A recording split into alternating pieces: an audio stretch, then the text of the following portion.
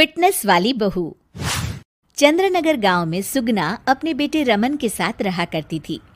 कुछ ही दिनों में उसकी शादी राधा नाम की एक लड़की से हो जाती है। राधा फिटनेस को लेकर बहुत ज्यादा सजग होती है और वो घर के बाकी लोगों को भी दिन भर फिटनेस टिप्स देती रहती है। बहू, आज तो मुझे आलू पूरी खिला दो। नहीं माँ जी, उसमें बहुत ज्यादा फैट और कोलेस्ट्रॉल होता है।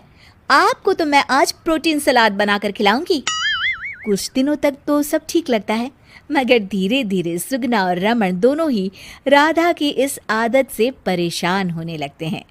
राधा, मैं मानता हूँ हमें फिटनेस के प्रति सजग रहना चाहिए, मगर बाकी की चीज़ें भी खानी उतनी ही ज़रूरी है। रोज़ रोज़ प्रोटीन सलाद थोड़ी ना खाया जाता है। आपको तो खुद तला फला खाना है, माँ जी का तो आप बस बहाना बना रहे हो। देखो जी, जो आप खाते हो आप वही बन जाते हो। अरे मुझे ये सब ज्ञान मत दो राधा, मैं बस ये कहने की कोशिश कर रहा हूँ कि हर चीज़ खानी ज़रूरी होती है। तेल और घी भी खाना ज़रूरी होता है एक मात्रा में। खैर, तुम नहीं समझोगी। कुछ दिनों बाद तीज आने वाली होती है और सुगना अपने दोस्तों के लिए तीज पार्टी रखती है। अरे बहू, आज तीज है और मैंने कुछ सहेलियों को खाने पर बुलाया है। कुछ अच्छा सा उन सब के लिए पकाना। ठीक है माँ जी। शाम को सुगना की सब दोस्त आ जाती हैं। सुगना सबको अपनी बहू से मिलवाती है। अरे वाह सुगना, तुम्हारी बहू तो बहुत ही खूबसूरत है। सिर्फ खूबसूरत ही है या गुनी भी? अरे नहीं नहीं, मेरी बहू बहुत ही संस्कारी है। घर का सारा काम भी खुद करती है।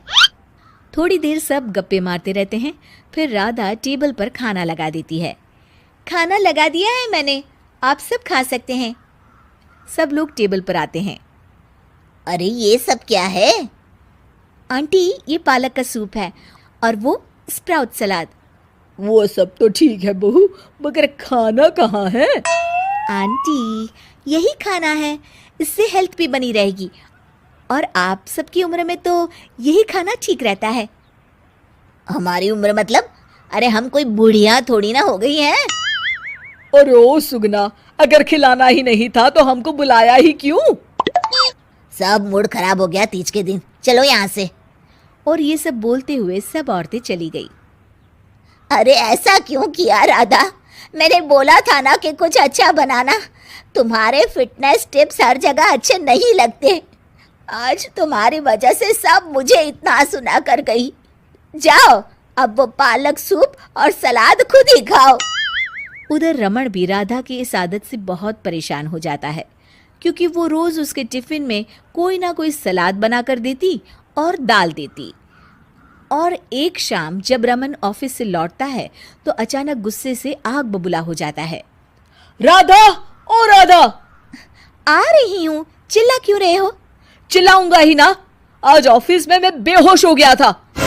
अरे मगर क्यों?